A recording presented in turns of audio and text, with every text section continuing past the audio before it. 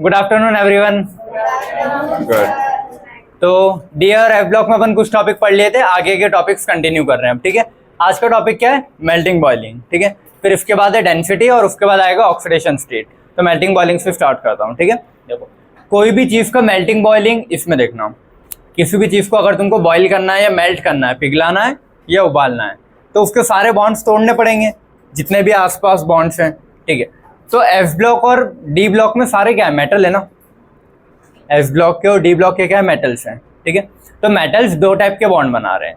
एक covalent bond बना रहे हैं जितने ज़्यादा अनपेयर्ड है। ठीक है, एक है कि उनके जितने ज़्यादा अनपेयर्ड इलेक्ट्रॉन है उतने इलेक्ट्रॉन्स जंप जब होंगे। देखो एफ और डी ब्लॉक के सारे मेटल्स हैं। ठीक है, तो ये कौन सा बॉन्ड बनाते हैं? Covalent bond. ठीक है, एफ और डी ब्लॉक के कौन सा बॉन्ड बना रहे हैं? Covalent bond. क्यों? क्योंकि अनपेयर्ड इलेक्ट्रॉन है, अनपेयर्ड इलेक्ट्रॉन। ठीक है, और सेकंड कौन सा बॉन्ड बनाते हैं? Metallic bond. ठीक है, मेटेलिक बॉन्ड क्यों बनाते हैं पता है ना?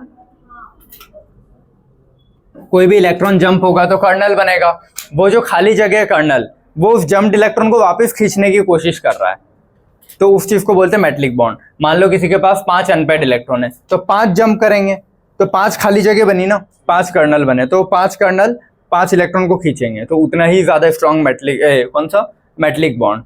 ठीक है, और 5 अनपेयर्ड है तो किसी सामने वाले से बॉन्ड बना सकते हैं 5 कोवेलेंट, तो कोवेलेंट और मेटेलिक दोनों बॉन्ड बनते हैं एस और पी में। लेकिन मेटेलिक एस का वीक होता है, डी का स्ट्रॉन्ग होता है। ये भी पढ़ा अपन ने, क्योंकि एस में ज्यादा से ज्यादा कितने? 2 कर्नल बन सकते हैं, लेकिन डी में वहीं कहीं ना कहीं 5 या 6 तक बन जाएंगे ना, क्रोमियम में 6 बन जाएंगे। क्लियर है? तो इसीलिए डी ब्लॉक का मेटेलिक स्ट्रॉन्ग होता है, एस ब्लॉक का वीक होता है। अपन डी ब्लॉक पढ़ रहे हैं अभी, तो डी ब्लॉक में मैं बोल रहा हूँ कि किसी भी चीज को मुझे मेल्ट करना है या बॉइल करना है, मेल्टिंग पॉइंट या बॉइलिंग पॉइंट, तो वो किस चीज पे डिपेंड करेगा? उसके आसपास के बॉन्ड्स पे। 2 टाइप के बॉन्ड बना रहा है, कोवेलेंट और मेटेलिक। कोवेलेंट बॉन्ड किस पे डिपेंड कर रहा है? Total number of unpaired electron. तो जिसके पास जितने ज्यादा अनपेयर्ड इलेक्ट्रॉन, तो देखो लेफ्ट से राइट में मैं जाता हूँ तो अनपेयर्ड इलेक्ट्रॉन का नंबर बढ़ते जाता है ना। पहले 1 अनपेयर्ड, 2, 3, 5, समझ में आया ना? 4 नहीं आएगा क्योंकि एफ का जंप हो जाता है, तो 6, सॉरी एकदम से 6। 1 स्कैंडियम में 1, 2, 3, इसमें 6 हो जाते हैं, क्योंकि डी के 5 और एफ का 1, तो टोटल 6 अनपेयर्ड होगा ना। फिर उसके बाद फिर कम हो जाते हैं 5, फिर और धीरे धीरे कम होते जाते हैं। तो अनपेयर्ड इलेक्ट्रॉन का नंबर पहले बढ़ा फिर कम हो रहा है। तो जितने ज्यादा अनपेयर्ड इलेक्ट्रॉन का नंबर बढ़ते जा रहा है उतने ज्यादा कोवेलेंट बॉन्ड की स्ट्रेंथ बढ़ेगी। तो इधर से इधर आने पे क्या हो रहा है? मेल्टिंग बॉइलिंग बढ़ रहा है। ठीक है, क्रोमियम का थोड़ा ज्यादा रहेगा कंपेयर्ड देखा जाए तो, फिर इधर से इधर जाने पे कम हो रहा है। क्यों? क्योंकि अनपेयर्ड इलेक्ट्रॉन की जगह कम हो रही है। ये समझ में आया सभी को? ठीक है, तो स्टार्टिंग। और हाँ, एफ ब्लॉक और डी ब्लॉक में पूछूं कि किसके मेल्टिंग बॉइलिंग ज्यादा होंगे, तो देखो एफ ब्लॉक ज्यादा से ज्यादा 2 ही बॉन्ड बना सकता है, चाहे वो मेटेलिक का हो, कोवेलेंट कुछ भी बनाए। ठीक है, और वैसे तो आयनिक बॉन्ड बनाता है, वो बात ये अलग है। ठीक है, और डी ब्लॉक के जो हैं वो कोवेलेंट और मेटेलिक बहुत ज्यादा बना पा रहे हैं क्योंकि उनके पास अनपेयर्ड ज्यादा है। तो अगर मैं एस और डी में कंपेयर करना हो तो डी का मेल्टिंग बॉइलिंग ज्यादा होता है कंपेयर टू एस। क्लियर है? डी का मेल्टिंग बॉइलिंग ज्यादा होगा कंपेयर टू एस, क्योंकि उसका दोनों बॉन्ड स्ट्रॉन्ग है, कोवेलेंट और मेटेलिक। क्लियर सभी को? ठीक, इधर very high due to unpaired electron, melting boiling. जितने ज्यादा अनपेयर्ड इलेक्ट्रॉन उतना ज्यादा मेल्टिंग बॉइलिंग। ठीक है, low for zinc, cadmium, mercury. अब जो इसके लास्ट लाइन आती है ना, zinc, cadmium, mercury, zinc, cadmium, mercury, उनमें तो एस के भी फुल हैं और डी के भी फुल हैं, तो सारे इलेक्ट्रॉन फुल है तो अनपेयर्ड तो 0 हो गए। ठीक है, अब अनपेयर्ड है ही नहीं तो इलेक्ट्रॉन जंप भी नहीं होंगे, तो कर्नल्स भी बनने वाली चीज होती रह रहे, इसीलिए कहीं ना कहीं उनका मेल्टिंग बॉइलिंग सबसे कम होता है जिंक वाले का। लेकिन एनसीईआरटी ने ये जो लास्ट वाली लाइन है जिंक, कैडमियम, मरकरी, वो नहीं दे रखी है, तो अपने पास लास्ट सेकंड ऑप्शन बचता है। तो सबसे कम किसका होगा फिर? कॉपर। समझ में होना किसका चाहिए था? Zinc, cadmium, mercury.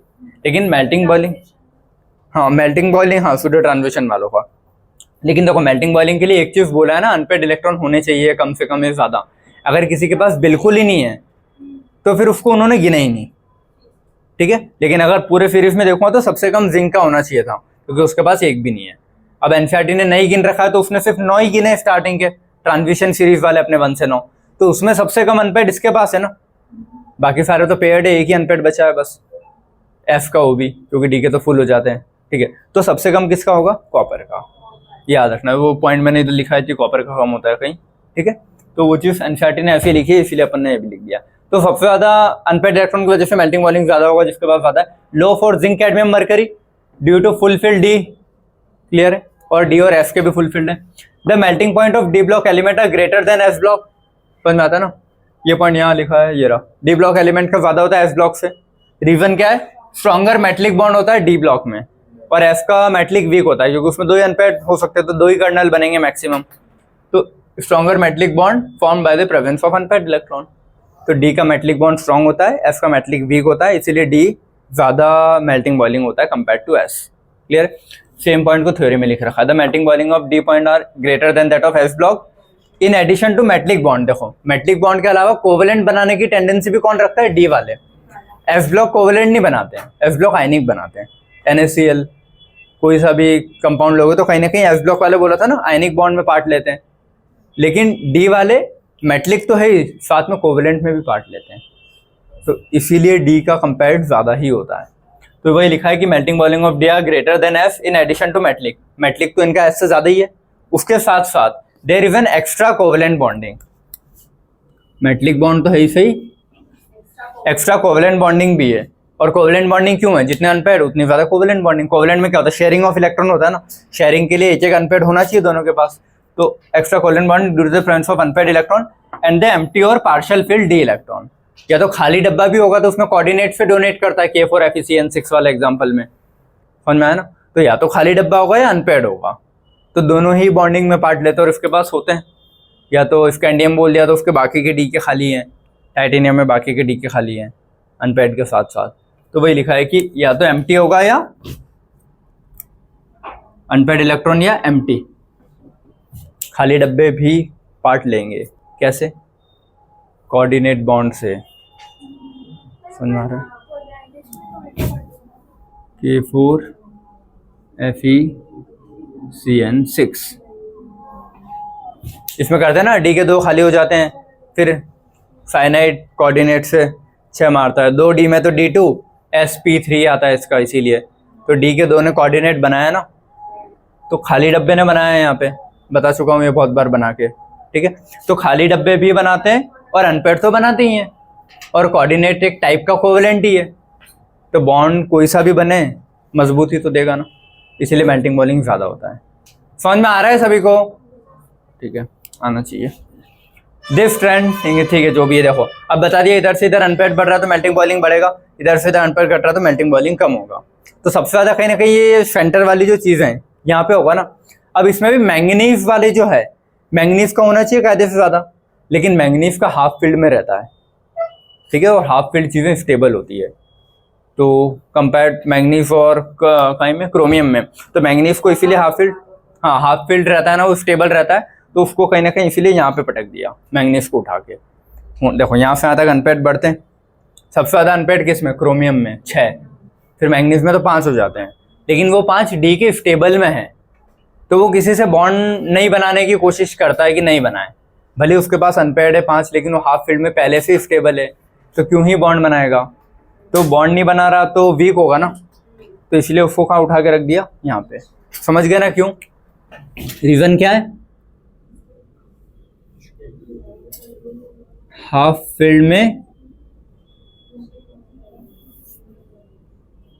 फील्ड में स्टेबल है, सो डोंट फॉर्म बॉन्ड। समझ में आना है बेटा? क्योंकि यहाँ पे फिर ये रीजन मत देना आके मेरे को बाद में कि सर 5 अनपेड है तो इसने उसको तो 5 बॉन्ड बनाने चाहिए थे। वो 5 अनपेड है लेकिन स्टेबल है, कोई भी चीज़ अगर स्टेबल है तो वो बॉन्ड नहीं बनाना चाहेगा, इसीलिए मैंगनीज को उठा के कहाँ रख दिया? वहाँ पे। और फिर देखो यहाँ से यहाँ तक अनपेड बढ़ रहा है ना, तो क्रोमियम तक तो अपना बढ़ेगा, तो सबसे ज़्यादा किसका होगा? क्रोमियम, वो रहा, ठीक है। फिर वैनेडियम, फिर टाइटेनियम, फिर स्कैंडियम। तो देखो क्रोमियम, वैनेडियम, टाइटेनियम, स्कैंडियम, इतना आया। फिर इधर से इधर कम हो रहा है ना, कम हो रहा था, तो ज़्यादा फिर ये वाली लाइन के होगा ना कहीं। देखो इधर से इधर बढ़ा, फिर इधर से इधर कम, तो ये वाले तो कम वाले ना, ठीक है, तो ये ज्यादा वाले कौन थे, ज्यादा ज्यादा ज्यादा ज्यादा ज्यादा, फिर आएगा ज्यादा ज्यादा ज्यादा ज्यादा ज्यादा, ऐसा। आया समझ में क्या बोल रहा हूँ मैं? ऐसे बढ़ रहा था, ऐसे कम हो रहा है 5 तक, ठीक है, 1 2 3 4 5, और ये 5 वाले को उठा के इधर रख दिया, 5 वाला था उसको यहाँ रख दिया क्योंकि फुल फील्ड में हाफ फील्ड में स्टेबल है, ठीक है। 5 के बाद 6 7 8 9 10, तो इधर से इधर मेल्टिंग बॉइलिंग बढ़ रहा है, तो सबसे ज्यादा किसका है, 4, फिर 3, फिर 2, फिर 1। अब इधर से इधर कम हो रहा है ना, तो इनमें कंपेयर करूँ तो ज्यादा किसका है, 6 का है ना, तो फिर आ जाएगा 6 7, फिर अपन ने इसको कहाँ रखा था, जहां भी रखा है वो 3 के पहले रखा है, 2 के पहले 8, फिर आएगा 5, फिर 9 और फिर 10, क्योंकि इसको यहाँ रखा है वैसे यहाँ पे। समझ गए चीज क्या बोला है मैंने, कि इधर से इधर बढ़ रहा है फिर घट रहा है, तो इसीलिए सबसे ज्यादा इसका तो ये ऐसे और इसको ऐसे चलाना पड़ेगा, तब जाके ऑर्डर बनेगा। तो ऑर्डर रटना नहीं है, समझ गए ना, तो वही है, ठीक है। तो यहाँ से यहाँ तक बढ़ रहा है, तो क्रोमियम ज्यादा, फिर वेनेडियम, फिर टाइटेनियम, फिर स्कैंडियम, तो यहाँ तक लिख दिया मैंने। उसके बाद कौन होगा, इधर से इधर कम हो रहा है ना, तो सबसे ज्यादा तो आयरन को ही होना चाहिए, फिर आयरन, फिर कोबाल्ट, फिर निकल, आयरन कोबाल्ट निकल यहाँ तक है। लेकिन उसके बाद किसको रखा था मैंने, मैंगनीज को, क्योंकि उसका हाफ फील्ड में स्टेबल था, तो फिर उसको यहाँ रखा है, ठीक है। और ये वहीं क्यों रखा है, क्योंकि उसकी उतनी वैल्यू आ रही है, जब मेल्ट करके देखा तो उसकी वैल्यू इन दो के बीच में आ रही थी, इसलिए उसको वहां पे रखा है, ठीक है। फिर मैंगनीज आ जाएगा, फिर कौन आएगा, कॉपर, और फिर जिंक। एनसीईआरटी ने जिंक को मेंशन नहीं कर रखा है ग्राफ में, इसलिए वो मिनिमम किसका बोलता है, कॉपर का, ठीक है। ये क्यों लिख रहा हूं यहाँ पे, समझ गए ना, जिंक को क्यों मिनिमम नहीं लिखा, क्योंकि एनसीईआरटी में जिंक नहीं दिया है ग्राफ में, उसने सिर्फ कॉपर तक ही दिया है, तो मैंने इसलिए कॉपर को मिनिमम लिखा है। बाकी अगर कुछ नहीं दे और ऐसा ऑप्शन में आ रहा है तो फिर जिंक मिनिमम है, ठीक है। क्योंकि तुम देखते भी ना, जिंक, कैडमियम, मरकरी है, तो मरकरी खुद ही नॉर्मली रूम टेम्परेचर पे मेल्ट ही रहता है पहले से, तो देखो उसका मेल्टिंग बॉइलिंग कितना कम होगा कि रूम टेम्परेचर पे ही पिघल गया वो। क्लियर है, बस ये इतना समझ में आया यहाँ पे सबको, पूछो। अपन बॉन्ड क्यों बना रहे हैं, अपन को तो मेल्टिंग पॉइंट और बॉइलिंग पॉइंट देखना होगा। हाँ, बॉन्ड से क्यों रिलेट कर रहे हैं, बॉन्ड से क्यों नहीं दे रहे हैं, देखो रुक, मैंने बोला आयरन, ठीक है, आयरन का इतना बड़ा स्लैब लिया टुकड़ा, उसको पिघलाना है ना, एक सिंगल आइटम को तो नहीं पिघलाऊंगा, तो हाँ मेल्टिंग पॉइंट, ठीक है। तो आयरन का जो टुकड़ा है इसको मैंने रख दिया जिस पे भी पिघला रहा हूं मैं, ठीक है, उस पर रखा। जैसे हीट मिली तो उसके इलेक्ट्रॉन जंप करेंगे, कौन से वाले, अनपेड इलेक्ट्रॉन।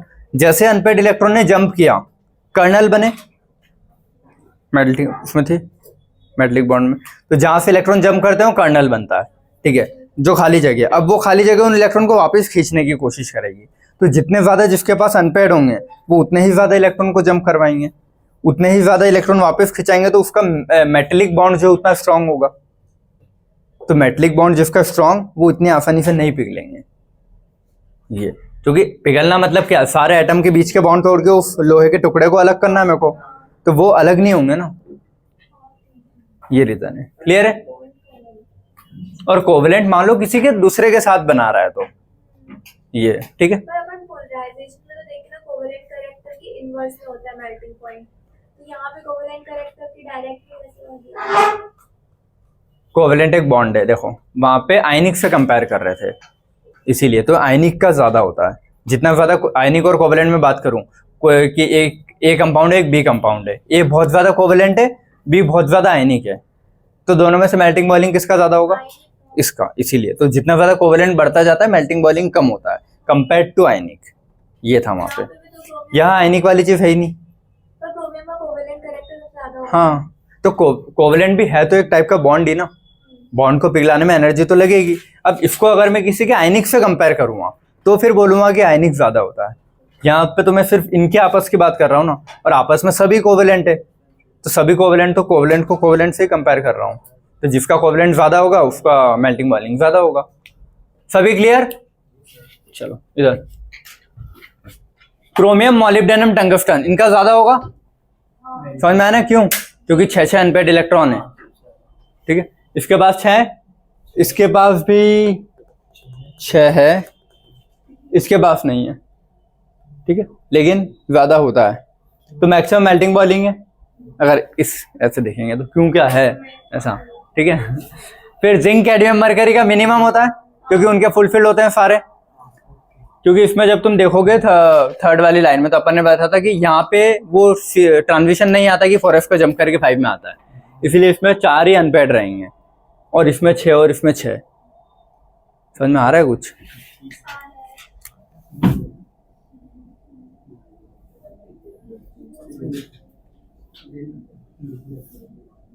देखो क्रोमियम चौथे नंबर पे आता है, स्कैंडियम, टाइटेनियम, वैनेडियम, क्रोमियम।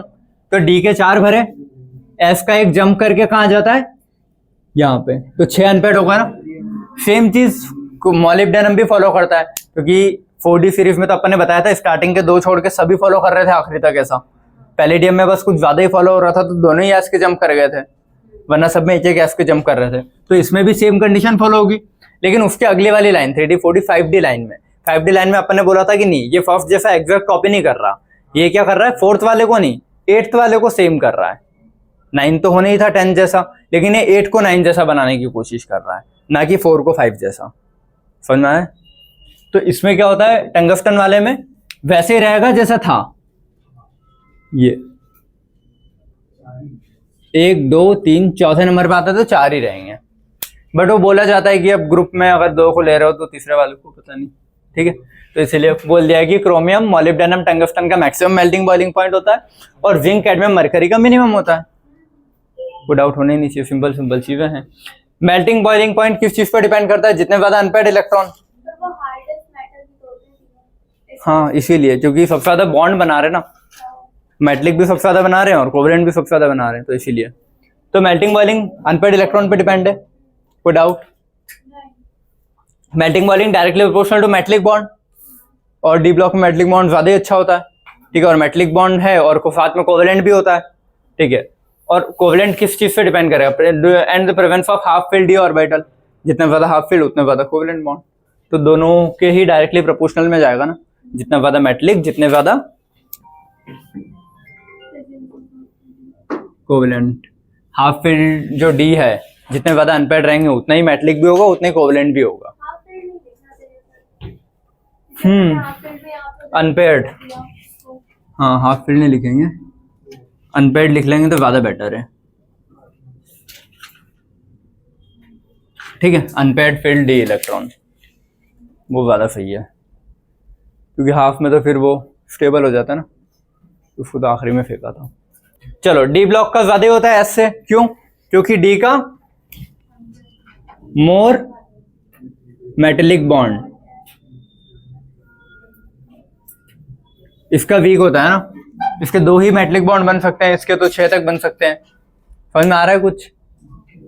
चलो मैंगनीज और टेक्नीशियम का एबनॉर्मली लो होता है, क्यों? भले उसमें अनपेड ज्यादा है 5 है, लेकिन फिर भी उनका मेल्टिंग बॉइलिंग लो है, क्योंकि उसका डी का हाफ फील्ड है और हाफ फील्ड स्टेबल होते हैं। तो स्टेबल है तो वो कभी भी अपने इलेक्ट्रॉन जंप नहीं करवाने की कोशिश करेगा, मतलब कर्नल बनाने के लिए। और सेकंड चीज, कभी भी कोवेलेंट बॉन्ड फॉर्म करने की कोशिश नहीं करेगा 1 या 2, क्योंकि पहले से ही स्टेबल है। तो क्यों ही एक बॉन्ड बना के 4 मतलब अनपेड करेगा जब 5 है? तो समझ में आए? तो मैंगनीज और टेक्नीशियम है एबनॉर्मली लो मेल्टिंग बॉइलिंग पॉइंट, और लो में कहाँ रखते हैं इसको? सीधा उठा के यहाँ पे 2 के पहले। क्लियर? ठीक है। Due to stable half filled electron. Clear? Zinc, cadmium, mercury have no unpaired electron, hence due to the absence of covalent bond melting boiling point are very low in the series। Unpaired electron है ही नहीं तो covalent बनना ही नहीं है bond, क्योंकि covalent bond बनने के लिए डब्बे खाली होने चाहिए या फिर सिंगल सिंगल पेयर्ड होने चाहिए, ठीक है। तो इसका ये हटा दो। वॉलेटाइल मेटल होते हैं कौन? Zinc, cadmium, mercury. वॉलेटाइल मतलब जो उड़ जाए जल्दी, ठीक है। तो मरकरी तो खुद ही रूम टेम्परेचर पे लिक्विड रहता है ना, लिक्विड मेटल है, तो उनका तो वॉलेटाइल मेटल में आना ही चाहिए। क्लियर? अगला ग्रुप 6। ग्रुप 6 कौन है? क्रोमियम। ग्रुप 6 नहीं होगा, अच्छा वो यहां से ले रहा है एस ब्लॉक से, एफ का 1 2 फिर 3 4 5 6, डी का चौथा लेकिन पूरी पीरियोडिक टेबल का छठा, अगर ऐसे गिनोगे तो। या फिर इसको गिन लो 1 2 3 4 5 6, 6 से लिखोगे तो बेटर है। हाँ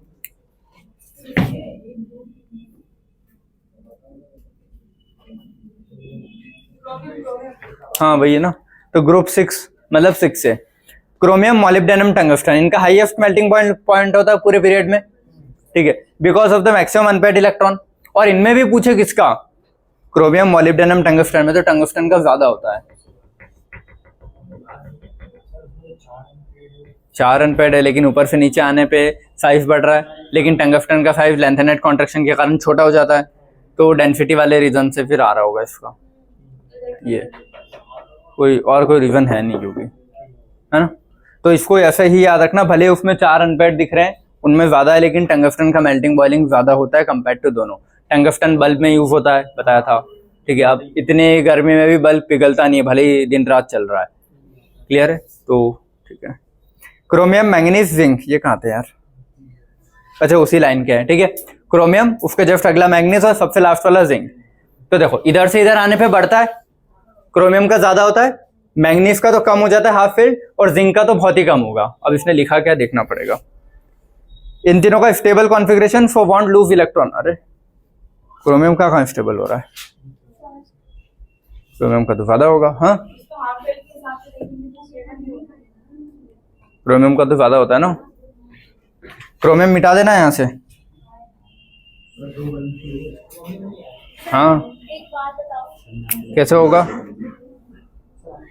क्रोमियम का तो ज्यादा है ना बेटा, ग्राफ में क्रोमियम टॉप पे दिया है ना, तो ज्यादा होता है उसका, कम नहीं होता, ठीक है। कॉपर होगा, हाँ CrCu में बदलना, कॉपर मैंगनीज और जिंक, कॉपर होगा और क्या होगा, और कोई ऑप्शन नहीं है, कॉपर लिख लेना उसको। और सर जो ऊपर वाला, हाँ आखिरी के 3 है ठीक है। हाँ वो जो ऊपर वाला पॉइंट है वहाँ पे वो पीरियड को कंफ्यूज करता है, पिछली बार आपसे पूछा था क्या, कि वो किस पीरियड की बात कर रहा है। ओके, अपने अपने पीरियड्स में, अपने अपने पीरियड, 3D में क्रोमियम का ज्यादा, 4D में मॉलिब्डेनम का ज्यादा, 5D में टंगस्टन का ज्यादा। पर दिया तो उसने ऐसे में है ना, अरे वो जैसे भी दे, समझ गए ना, कैसे भी पूछे, कोई सा ग्रुप पूछे तो 6 कौन सा है, 6th है, और अपने अपने इसमें पूछे तो सबसे ज्यादा क्रोमियम का, और 4D में इसका, 4D में इसका, 5D में उसका, क्लियर है, कोई डाउट तो नहीं है, ठीक है बेटा, डाउट तो पता लग जाएंगे मेरे को, शक्ल देख के समझ में आ जाता है किसको समझ में आ रहा है किसको नहीं आ रहा है। हाँ ये melting point is directly proportional to number of unpaired electron, unpaired electron है वो, ठीक है। चलो इधर सारे बाकी कॉपर मैंगनीज और जिंक, ठीक है, कॉपर मैंगनीज जिंक लास्ट के है ना, देखो कॉपर मैंगनीज और जिंक, ठीक है, इनका मेल्टिंग बॉइलिंग सबसे कम होगा, स्टेबल कॉन्फ़िगरेशन होता है फॉर वॉन्ट लूज इलेक्ट्रॉन, क्योंकि देखो कॉपर में भी डी के 10 भरे होते हैं, जिंक में भी डी और एफ दोनों के 10 है, मैंगनीज में डी के हाफ फील्ड है, तो हाफ और फुल फील्ड हमेशा स्टेबल होते हैं, तो बॉन्ड बनाएंगे ही नहीं, तो इसलिए for want loose electron weak metallic bonding, hence low melting boiling point, clear है, ठीक है। Copper silver gold last second line, मतलब उधर से समझ गया ना, copper silver gold have the lowest melting boiling point in transition series, ये एनसीईआरटी के हिसाब से लिखी है, क्योंकि एनसीईआरटी ने जिंक कैडमियम मरकरी को कहीं लिखा नहीं है, तो उन्होंने क्या माना फिर लास्ट सेकंड जो भी दिया है, तो इसीलिए ग्राफ के हिसाब से ये वाली चीज सही रहेगी अगर एनसीईआरटी के हिसाब से तुमको लिखना है तो, और वो एनसीईआरटी होता है, ठीक है। हाँ क्योंकि कुछ बच्चे एनसीईआरटी लिख देते हैं उसको एनसीईआरटी, सही तो पता है यार, फिर भी ठीक है। तो copper silver gold have lowest melting point in transition series, समझ गया ना, हाँ हाँ डमी नहीं होगा उससे नहीं पता होगा, नहीं ऐसा नहीं है, क्योंकि डमी वाली स्कूल में जाते हैं, फिर भी ऐसा कोई नहीं, नहीं बहुत सारी चीजें ऐसी होगी जो नहीं पता होगी तुम लोगों को, एक हाथ मैं एग्जांपल दे सका, अभी याद नहीं आ रहा बट दे देता, ठीक है। चलो इधर ये वाला पॉइंट समझ गया ना, कॉपर सिल्वर गोल्ड का लोएस्ट होता है पूरी सीरीज में, ठीक है। ग्राफ देख लेना, ग्राफ का देख लेना मतलब एनसीईआरटी में जाके देख लेना, ठीक है, यहाँ कोई ग्राफ नहीं है। तो एनसीईआरटी में तुमको दिख जाएगा कि जिंक, कैडमियम, मरकरी उसने मेंशन नहीं कर रखा है, इसीलिए मैंने कॉपर, सिल्वर, गोल्ड लिखा है लोवेस्ट में। क्लियर? अभी आखिरी के 2 पॉइंट बचे हैं जो ब्लू कलर वाले, देख लो। इन 3D सीरीज ये जो एरो बनाया है, स्कैंडियम से क्रोमियम तक बढ़ेगा, ठीक है। फिर melting point increases, then manganese से जिंक तक डिक्रीज। तो पहले बढ़ रहा है फिर कम हो रहा है, क्योंकि अनपेड बढ़ रहे हैं, फिर अनपेड धीरे धीरे कम हो रहे हैं, तो फिर वापस कम हो जाएगा। तो ये वाला पॉइंट लिखा है 3D वाला। अगला लोवेस्ट किसका होता है? मरकरी, पूरी टेबल में होगा ऐसा, ठीक है। डी ब्लॉक के लिए, डी ब्लॉक में हाईएस्ट किसका होता है? टंगस्टन। तो पूरे डी ब्लॉक में लोवेस्ट मेल्टिंग पॉइंट किसका होता है? मरकरी। हाईएस्ट किसका होता है? टंगस्टन, ठीक है। क्रोमियम, मॉलिब्डेनम, टंगस्टन, वही लिखा है ये, ठीक है। तो मेल्टिंग बॉइलिंग पॉइंट इतने ही है, जितने पॉइंट लिखे हैं उसमें पीवाईक्यू, छोटे पॉइंट, थ्योरी सब कवर हो गया है। क्लियर है? अब अगला टॉपिक आएगा अपना डेंसिटी वाला, ठीक है। वो भी छोटा सा पोर्शन है इसके जैसा, और उसके बाद आएगा ऑक्सीडेशन स्टेट, वो मेन टॉपिक पढ़ना है अपने को आज। चलो इसका एक फोटो ले लो, रब कर रहा हूं मैं। समझ में आया ना मेल्टिंग बॉइलिंग सभी को? कोई डाउट तो नहीं है? ठीक है। अगर ये 3 चैप्टर कर लिया ना तो तुम्हारा समझ लो कि इनऑर्गेनिक के 11-12 क्वेश्चन कवर हो गए। इनऑर्गेनिक के 15 क्वेश्चन आते हैं, 15 में से 11-12 हो गए। कोऑर्डिनेशन से 2 आएंगे, 1 या 2 आते। पी ब्लॉक से भी कितने हैं? 2 या 3 ऐसे कुछ, तो 2-2 4 क्वेश्चन भी मान रहे हो, तो 11 तो तुम्हारे कवर हो जाएंगे इन 3 चैप्टर से। चलो अगला पॉइंट क्या पढ़ना है अपने को? डेंसिटी, ठीक है। बेसिक 9th-10th में पढ़ के आ चुके अपन। डेंसिटी का फॉर्मूला क्या होता है? मास पर यूनिट वॉल्यूम। मतलब कम से कम जगह में ज्यादा से ज्यादा कोई चीज अगर ऑक्यूपाई हो रही है तो ज्यादा डेंसिटी। एग्जांपल ये देखो, अगर एक इतना बड़ा बॉक्स है, एक ये बॉक्स है, इस बॉक्स में मैंने कुछ 5 कॉइन रख दिए ऐसे, ठीक है। कॉइन बोला, कुछ 5 छोटी छोटी ऐसी चीजें रख दी। वही 5 छोटी छोटी चीजें मैंने इसमें रखी है। क्लियर? तो डेंसिटी किसकी ज्यादा होगी? इसकी। डेंसिटी मतलब कम जगह में ज्यादा चीजें आना, उस चीज को बोलते हैं डेंसिटी, कि मास पर यूनिट वॉल्यूम, ठीक है। ये प्रेशर का भी फॉर्मूला होता है ना, फोर्स पर यूनिट एरिया, तो उसमें भी यही बोलते हैं कि ये चीज सुनी होगी तुम लोगों ने वैसे। प्रेशर होता है फोर्स पर यूनिट एरिया। तो एक होता है कि फ्लैट, अपन ने कोई फ्लैट सोल वाली चीजें पहनी है, उसका एरिया ज्यादा है ना, चप्पल के नीचे का एरिया, फिर जमीन पे पैर रखा, तो जो फोर्स लग रहा है बॉडी का पूरा वजन, वो इतने एरिया पे बढ़ रहा है। वहीं अगर जैसे लड़कियां पहनती है ना हील्स, बहुत अगर पतले वाले पहने, तो उस पर्टिकुलर सिर्फ इतनी सी जगह में पूरी बॉडी का वेट लग रहा है। तो ये फैक्ट कभी पढ़ा होगा कि शायद एलिफेंट जितना वेट अपनी बॉडी का अपने फ्लैट फुट से नहीं लगाता, उतना हील्स से लगता है। भले बॉडी का वेट कम होगा, लेकिन वो एरिया इतना कम है कि इतना ज़्यादा अज्यूम होता है। जैसे ये ऐसे समझ लो इसको, ये अगर मतलब कोना है छोटा, ठीक है, तो इसका जो जितना भी इसका वेट होगा वो सिर्फ इसी एरिया पे लग रहा है। लेकिन अगर इसको मैं ऐसे रख दूंगा तो जितना भी वेट होगा पूरे एरिया में फैल गया होगा ना ज़मीन पे, तो यहाँ पे वजन कम फील हो रहा होगा या प्रेशर कम लग रहा होगा। इसमें प्रेशर बहुत ज़्यादा लगेगा। चीज़ एकदम सेम है, बस इन्वर्ट कर दी है। तो पर यूनिट एरिया की बात हो रही है ना, वही डेंसिटी में बात होती है कि अगर मान लो इधर भी 5 किलो मैंने कुछ रखा है, इधर भी 5 किलो रखा है कुछ, ठीक है, लेकिन उसको अगर मैंने फैला दिया ज़्यादा जगह में, तो वो समझ गए ना, डेंसिटी उसकी कम होगी। और उसको बहुत कम जगह में रखा तो डेंसिटी बहुत ज़्यादा होगी। तो इसलिए बोलते हैं मास पर यूनिट वॉल्यूम। क्लियर है? ये चीज़ें सॉल्यूशन वाले चैप्टर में बहुत आएगी। मोल वाले चैप्टर सॉल्यूशन वाला आते हैं ना, वहाँ बहुत आएगी, ठीक है। तो वहाँ भी ये चीज़ समझनी होती है कि पर यूनिट वॉल्यूम की बात की जाती है हमेशा। क्लियर है? ठीक है। अब वो बोल रहा है कि मास भी बढ़ना चाहिए और वॉल्यूम भी कम रहना चाहिए, ठीक है। तो एटॉमिक साइज अपन अभी पढ़ के आए ना, इसमें पढ़ा है। इधर से इधर एटॉमिक साइज कम हो रहा है, इधर से इधर मास भी बढ़ता है ना। स्कैंडियम का 21 मतलब वो नंबर है, लेकिन मास जो भी उसका डबल कर लेना, ऐसा 22, 23, 24, 25, 26। तो ऐसे एटॉमिक नंबर बढ़ रहा है तो एटॉमिक वेट भी बढ़ ही रहा है, ठीक है, और साइज भी छोटा हो रहा है। तो कम साइज में वेट भी तो बढ़ रहा है ना, तो डेंसिटी बढ़ेगी। समझ में आ रहा है ना चीज़, कि साइज भी कम हो रहा है और वेट भी बढ़ते जा रहा है। तो कम साइज में वेट बढ़ना मतलब बहुत ज़्यादा डेंसिटी हो रही होगी। फिर यहाँ पे आयरन कोबाल्ट निकल में थोड़ा सेम हो जाता है, पढ़ा है कि इनका साइज सेम है लेकिन वेट तो बढ़ रहा है ना। साइज सेम और वेट बढ़ रहा है, तो जिसका वेट ज़्यादा उसकी डेंसिटी ज़्यादा। फिर इंक्रीज हो जाता है कि साइज इंक्रीज हो रहा है लेकिन वेट भी इंक्रीज हो रहा है ना, तो कंपैरेटिव दोनों चीजें एक दूसरे को नेग्लेक्ट कर रही है ना, कि साइज भी बड़ा वेट भी बड़ा, साइज बड़ा वेट बड़ा, तो चीजें कांस्टेंट या थोड़ा बहुत अप्रॉक्स में वहीं रह जाएगी। समझ में आया सभी को? साइज कम हो रहा है, वेट बढ़ रहा है, डेंसिटी बढ़ी। साइज सेम, वेट बढ़ रहा है, डेंसिटी बढ़ी। साइज बड़ा, वेट भी बढ़ा, तो सेम सेम हो जाएगी ना उसकी डेंसिटी कहीं ना कहीं। क्लियर है? तो डेंसिटी का जस्ट अपोजिट नहीं हो गया एटॉमिक साइज के। बस इतना ही है, उससे ज़्यादा कुछ है नहीं। ठीक है, मैं उसका थ्योरेटिकल पॉइंट लिख के समझा दिया। चलो, अमंग द ट्रांजिशन सीरीज कोई सी भी 3D 45D 60, ठीक है, the trend in density will be reverse of atomic radii.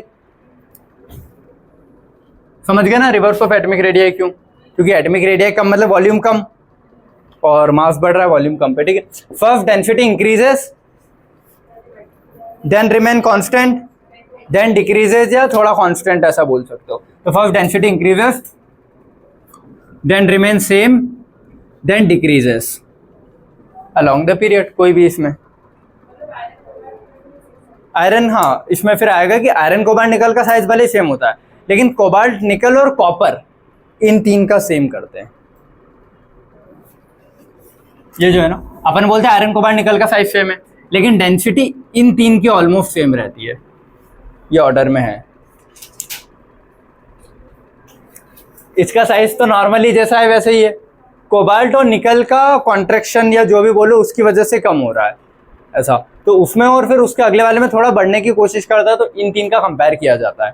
और उसमें भी कॉपर की ज़्यादा हो जाती है, निकल ये पूछता है वो, क्योंकि जो एनसीईआरटी में ग्राफ देखना, ये तीनों ऐसे दिए हैं बॉर्डर पे ऐसे, तो यहाँ कॉपर दिया है, यहाँ निकल दिया है, यहाँ कोबाल्ट दिया है, और आयरन यहाँ दिया है ऐसा। ठीक है, ग्राफ देखना एनसीईआरटी में ऐसा दिया है। तो कोबाल्ट निकल कॉपर का ऑलमोस्ट सेम बोलता है, उसमें भी ज़्यादा किसका है? कोबाल्ट का, थोड़ा सा स्लाइट ऊपर है वो। क्लियर है? चलो, तो down the group density increases, iron cobalt nickel copper, copper हाँ सही है ना, हाँ नहीं, हाँ ठीक है। चलो, डाउन द ग्रुप क्या होना चाहिए? डेंसिटी बढ़नी चाहिए, कम होनी चाहिए? देखो, अगर ऊपर से नीचे साइज बढ़ते जाता है ना ऐसा, 1 रिंग 2 रिंग 3 रिंग 4 रिंग, तो साइज तो बढ़ रहा है, तो वॉल्यूम बढ़ रहा है, तो डेंसिटी वॉल्यूम के तो इन्वर्स में है ना। वॉल्यूम ज्यादा है तो डेंसिटी कम, ठीक है, और मास बढ़ रहा है ना, तो वॉल्यूम कम से कम होना चाहिए डेंसिटी बढ़ने के लिए, और मास ज्यादा होना चाहिए। लेकिन यहाँ वॉल्यूम क्या हो रहा है? बढ़ रहा है, तो वॉल्यूम कम हो जाएगा तो डेंसिटी कम हो जाएगी ना। तो ऊपर से नीचे सिर्फ वॉल्यूम से देखूंगा तो डेंसिटी कम हो रही है, लेकिन मास तो बढ़ता है ना। एटॉमिक वेट ऊपर वाले से नीचे का ज़्यादा ही होगा, कितना? 18, फिर उसके नीचे जाऊंगा तो 32, वो पहली लाइफ ग्रुप को छोड़ दो तो समझ में आता है ना सबको। 2 8 8 18 18 32 32 से तो बढ़ ही रहा है ना एटॉमिक वेट, तो ऊपर से नीचे, तो मास बढ़ रहा है तो डेंसिटी बढ़नी चाहिए, वॉल्यूम बढ़ रहा है तो डेंसिटी कम होनी चाहिए। लेकिन दोनों का जब एक क्या बोलते हैं कंपैरेटिव तुम लेते हो मास बाय वॉल्यूम, तो डेंसिटी बढ़ती है, मास बहुत ज़्यादा बढ़ जाता है कंपेयर टू वॉल्यूम। क्योंकि देखो वॉल्यूम 1 रिंग से ही बढ़ रहा है, मास 18 से, और उसके नीचे तो 32 से बढ़ जाता है बेटा। हाँ मतलब 18 इलेक्ट्रॉन मतलब 18 एटॉमिक नंबर से बढ़ रहा है, तो उसका भी डबल से ज़्यादा या अप्रॉक्स में मास बढ़ता है। तो मास बहुत ज़्यादा बढ़ जाता है भले ही रिंग बढ़ रही है, और उसके नीचे तो 32 से एटॉमिक नंबर बढ़ रहा है, 2 8 8 18 18 32 32, हाँ 32 से बढ़ रहा है। तो लेंथेनेट कॉन्ट्रैक्शन की वजह से साइज भी छोटा हो जाता है और मास भी बहुत बढ़ गया, तो कम साइज पे इतना ज़्यादा मास, तो नीचे आते आते डेंसिटी बढ़ती है। तो ये मत सोचना कि वॉल्यूम बढ़ रहा है, सिर्फ वॉल्यूम से मत देखना, दोनों चीज़ें देखते हैं। क्लियर हुआ? तो कहाँ थे अपन? यहाँ थे, हाँ। Down the group density increases, down the group density increases याद रखना है, ठीक है। और ऑर्डर क्या होता है? ये 5D का ज़्यादा क्यों होता है? Due to lanthanoid contraction. LC मतलब लेंथेनॉइड कॉन्ट्रैक्शन, लिख लेना, ठीक है। Because of lanthanoid contraction a larger decrease in atomic radii, भले रिंग से बड़ा लेकिन लेंथेनॉइड कॉन्ट्रैक्शन की वजह से बहुत ज़्यादा छोटा हो जाता है वो, ठीक है। And a larger decrease in atomic radii, density of 5D series are double that of 4D series, याद रखना है। 5D की डेंसिटी अगर 4D से कंपेयर करो तो कितनी होती है? Almost double. क्लियर है? पक्का? कोई डाउट किसी को भी? कोई डाउट तो नहीं इसमें? ठीक है। इन 3D सीरीज, 3D सीरीज में सबसे बड़ा साइज किसका है और सबसे कम वेट किसका है? सबसे कम वेट स्कैंडियम का ही होगा, सबसे बड़ा साइज भी इसी का है। तो सबसे बड़ा साइज सबसे कम वेट, तो डेंसिटी सबसे कम होगी ना। तो स्कैंडियम की सबसे कम होती है 3D में। हाईएस्ट किसकी होती है? कॉपर की, याद रखना है। ठीक है, कोबाल्ट निकल कॉपर की सेम है, लेकिन स्लाइट ऊपर है। तो इसमें से भी पूछूंगा तो देखो ना, ऑर्डर मार रहा था, कॉपर की ज्यादा, मतलब ये एग्जैक्ट एरो ऐसा नहीं, थोड़ा सा ऐसा। ठीक है, तो कॉपर की ज्यादा, फिर निकल, फिर ये, तो कॉपर की हाईएस्ट होती है। और जिंक का तो साइज बढ़ जाता है ना और ज्यादा, यहाँ पहले कांस्टेंट फिर ऐसे बढ़ गया, तो उसकी तो और कम हो जाएगी, समझे? तो इसीलिए किसकी ज्यादा है? कॉपर की हाईएस्ट है, याद रखना है। ये भूल जाओगे, स्कैंडियम तो फिर भी दिमाग लगा के सॉल्व कर लोगे, है ना। यहाँ पे तुम निकल सोच के निकल लगा दोगे, अगर खुद से गए सोचने तो नहीं लगाओगे। हाईएस्ट ये देखो, ये याद रखना बेटा, कॉपर की हाईएस्ट होती है, वरना तुम लोग या तो निकल लगा दोगे, iron cobalt nickel size same, फिर साइज बढ़ गया तो तुमको ऐसा लगेगा साइज बढ़ रहा है तो डेंसिटी कम, तो लास्ट यही बचा है जो सबसे छोटी साइज का है, तो तुम ये लगा दोगे, आयरन कोबाल्ट निकल में निकल लगा दोगे। लेकिन आंसर क्या है? कॉपर है। ठीक है, गुड। अब अगर ये चीज मैं तुमको इनडायरेक्टली दूं, तुमको हाथ में एक लोहे का टुकड़ा दिया, कॉपर का और तांबे का टुकड़ा दिया, डेंसिटी किसकी ज्यादा होगी?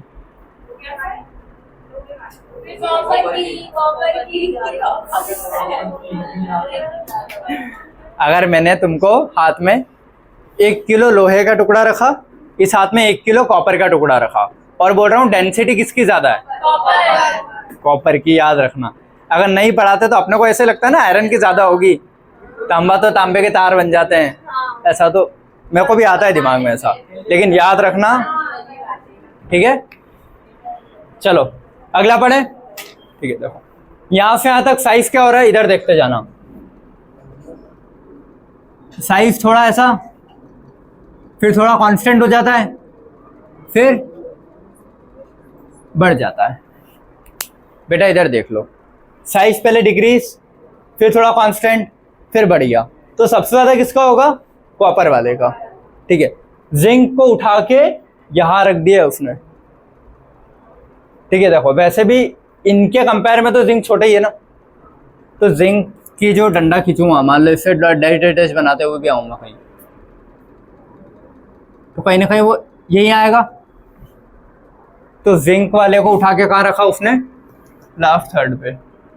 याद रखना है, ग्राफ के हिसाब से ऑर्डर दिया है। ठीक है, तो सबसे ज्यादा किसका होगा? कॉपर, फिर निकल, फिर कोबाल्ट, फिर आयरन, फिर मैंगनीज, फिर ये, फिर जिंक आ जाएगा, फिर वैनेडियम, फिर टाइटेनियम, फिर स्कैंडियम। क्लियर है? तो यहाँ भी ऑर्डर यही रखते रहना है।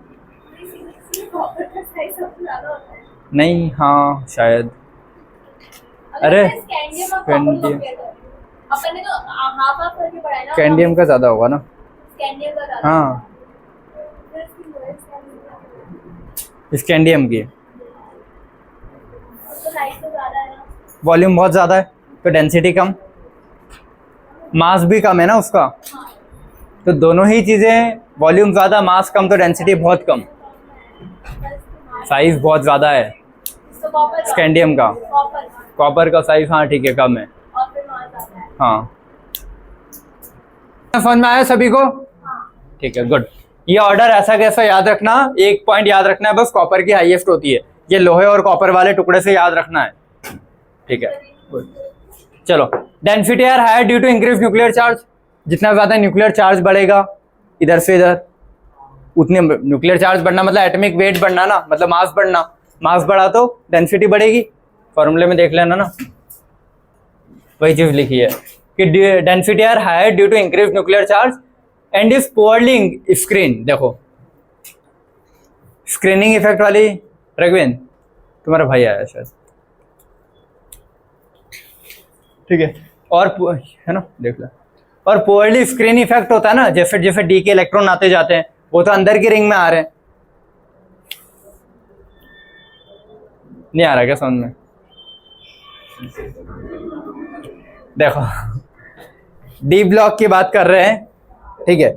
डी ब्लॉक में पहला इलेक्ट्रॉन आया तो उसकी 4 रिंग है उसके पास, लेकिन वो इलेक्ट्रॉन काय में आया? 3D में। फिर अगला इलेक्ट्रॉन भी 3D में आया, मतलब अंदर की रिंग में इलेक्ट्रॉन आ रहे हैं बार बार। तो अंदर की रिंग में जब 3D के इलेक्ट्रॉन बढ़ते हैं तो उसकी स्क्रीनिंग वीक होती है, 3D की स्क्रीनिंग इफेक्ट वीक होता है। एस का ज्यादा, फिर पी, फिर डी, फिर एफ। स्क्रीनिंग इफेक्ट का ऑर्डर कहाँ गया? ये रहा, S P D F. D और एफ की पुअर स्क्रीनिंग होती है। तो डी के इलेक्ट्रॉन आ रहे हैं ना अंदर की रिंग में, तो अंदर की रिंग में जब डी के इलेक्ट्रॉन आते हैं तो वो इतने फैले हुए रहते हैं कि वो बाहर के इलेक्ट्रॉन को इतना पुश नहीं कर पाएंगे। समझ में आया? नहीं आया? डी के इलेक्ट्रॉन जब भी आते हैं उनकी स्क्रीनिंग इफेक्ट वीक होती है, ठीक है। तो डी के इलेक्ट्रॉन अंदर की रिंग में आ रहे हैं तो स्क्रीनिंग वीक मतलब स्क्रीन बहुत पतली है, तो इलेक्ट्रॉन न्यूक्लियस से खिंचाएगा ना, तो साइज छोटा होगा, इसीलिए इधर से इधर आने पे साइज छोटा हो रहा है, ठीक है। तुमको नहीं आया होगा, बाकी आया, ठीक है। यही था। Density are higher due to increase nuclear charge, तो इधर से इधर न्यूक्लियर चार्ज बढ़ रहा है। अभी जो साइज कम होने का रीजन दे रहा है वो ये दे रहा है कि डी के इलेक्ट्रॉन अंदर की रिंग में आ रहे हैं, तो डी की स्क्रीनिंग वीक होती है। वीक मतलब डी की जो शीट बन रही है वो बहुत पतली है, तो आउटर के जो इलेक्ट्रॉन है 4s के वो न्यूक्लियस से खिंचाएंगे तो साइज छोटा होते जाएगा, क्योंकि डी के इलेक्ट्रॉन जैसे जैसे बढ़ते जाएंगे स्क्रीनिंग बहुत वीक होती जाएगी, तो साइज इसीलिए छोटा हो रहा है। फिर उधर आने पे बढ़ क्यों रहा है? क्योंकि इलेक्ट्रॉनिक रिपल्शन बढ़ जाता है, बताया था 5, 6, 7, 8 तक, फिर से 9, 10 आ जाएंगे तो ज़्यादा रिपल्शन होगा, तो फिर लगेगा स्क्रीनिंग, ठीक है। पहला इलेक्ट्रॉन आया डी का तो स्क्रीनिंग इतनी नहीं लग रही है, दूसरा आया तो भी नहीं, 5 तक आएंगे तो नहीं लगेगी, उसके बाद थोड़ी थोड़ी लगना स्टार्ट हुई। लेकिन जब 9th और 10th इलेक्ट्रॉन आएगा तो उनकी स्क्रीनिंग इतनी लग जाएगी कि वो बाहर के 2 इलेक्ट्रॉन को रिपेल कर पाए। स्क्रीनिंग का मतलब क्या? बाहर के जो 2 इलेक्ट्रॉन है उनको बाहर धक्का देना, न्यूक्लियस के खिंचाव से दूर। तो 1-2 इलेक्ट्रॉन से काम नहीं होगा, कितने लगेंगे? मिनिमम डी के 9 या 10, 9 या 5 तक तो कुछ भी नहीं हो रहा है स्क्रीनिंग का। 6ठे, 7वें, 8वें में वो रोक के रख रहा है, बस जितनी पावर ये लगा रहा है उतनी ये भी लगा रहे हैं, तो इसीलिए साइज कांस्टेंट है। जैसे 9वां 10वां आया उन्होंने उस इलेक्ट्रॉन को धक्का देना शुरू किया, इसीलिए साइज बढ़ता है। पूरा कम है बेटा, अब तोड़ देते हैं उसको और क्या है। चलो ठीक है, समझ में आना है पॉइंट? गुड। डेंसिटर ये पॉइंट पढ़ लिया, बार बार नहीं पढ़ रहा। ये the density of second row are high, ठीक है, and third row are even higher, is are जो भी है, समझ गए ना। पहले, दूसरे और तीसरे में कंपेयर करूं तो नीचे वाले की डेंसिटी ज्यादा होती है, भले ही साइज बढ़ रहा है, लेकिन न्यूक्लियर पावर भी इतनी बढ़ जाती है, कितनी कि लेंथेनाइट कॉन्ट्रैक्शन हो रहा है तो उसकी वजह से साइज छोटा हो जाता है। अरे वो उधर के वाले लोग। तो density of second row are high and third are even higher. तो 5D, 4D और 3D। और 5D का रीजन क्या बोलूँ मैं भाई? लेंथेनाइट कॉन्ट्रैक्शन लिख लेना। तो इसीलिए इसकी डेंसिटी ज्यादा है, फिर इसकी। क्लियर है? Highest density. अच्छा, अब डी ब्लॉक की बात कर रहा हूँ। डी ब्लॉक में सबसे हाईएस्ट डेंसिटी किसकी होती है? ऑस्मियम और इरिडियम, याद रखोगे। ऑस्मियम और इरिडियम की हाईएस्ट डेंसिटी होती है। लोवेस्ट किसकी होती है? स्कैंडियम। सबसे पहला और सबसे पहले का भी इधर, तो स्कैंडियम की लोवेस्ट है, लेकिन हाईएस्ट का क्वेश्चन आता है। ऑस्मियम और इरिडियम दोनों हैं, ठीक है। क्या हो गया बेटा, डाउट है? बातें मत करो, ठीक है। तो हाईएस्ट डेंसिटी किसकी होगी? ऑस्मियम और इरिडियम। और लोवेस्ट किसकी होगी? स्कैंडियम। इतना क्लियर है ना सभी को? नहीं है? हाँ, नहीं आया? कैसे हो रहा है? इधर देख, 3D, 4D, 5D में 3D की डेंसिटी कम है, 3D में भी सबसे इधर वाले की कम है, तो स्कैंडियम ही तो है सबसे इधर, ठीक है। हाईएस्ट वाली पूछ रहा है, क्या है? ऑस्मियम और इरिडियम। कहाँ आते हैं ऑस्मियम इरिडियम?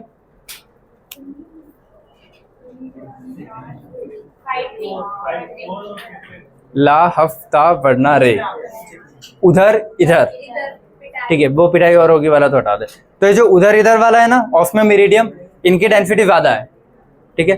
क्यों है? क्योंकि देख वहां पे लेंथेनेड कॉन्ट्रैक्शन वाले रीजन आ गया है, तो वो कोई दूसरे फैक्टर को कम ज्यादा कर रहा होगा ना। साइज और अपन न्यूक्लियर चार्ज दोनों को एक साथ देख रहे हैं, मास पर यूनिट वॉल्यूम देख रहे हैं, तो वॉल्यूम कम हो रहा है लेंथेनॉइड कॉन्ट्रैक्शन की वजह से बहुत ज्यादा, तो ओवरऑल फैक्टर जो है कहीं ना कहीं इफेक्ट हो रहा होगा, इसीलिए ऑस्मियम और इरिडियम की हाईएस्ट है, ठीक है। होनी क्या चाहिए थी सबसे उधर वाले की, है ना, जैसे लाफ्टर उधर पिटाई और होगी, और वाले की होनी चाहिए थी, लेकिन कुछ रीजन ऐसे आ रहे होंगे जिनकी वजह से उसके एक दो पहले वाले की हो रही है, ठीक है। तो ऑस्मियम इरिडियम और या स्कैंडियम है। क्लियर सभी को?